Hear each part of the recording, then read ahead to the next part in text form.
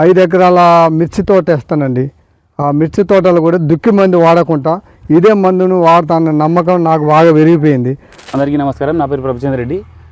So మనం ఇక్కడ చూసినట్లయితే మహిబాద్ జిల్లాలో రంగసాయిపేట అనే విలేజ్లో శ్రీనివాస్ గారి మన మిర్చి నర్సరీలో వ్యామ్ డెమో ఇవ్వడం జరిగింది. సో మనకు ఒక 200 గ్రాముల ప్యాకెట్ వచ్చి దాదాపు 1 ఎకరంకి సంబంధించిన 1 గుంట ఏరియాలో ఇచ్చాము. సో దాని రిజల్ట్ ఎలా ఉందో రైతు మాట్లాడి తెలుసుకున్నాం. చెప్పండి. నా పేరు శ్రీనివాస్ అండి. మా ఊరు రంగసాయిపేట గ్రామం. వామ్ అనే మందు వీళ్ళు డెమో ఇచ్చారు కంపెనీ వాళ్ళు, వర్ష కంపెనీ వాళ్ళు.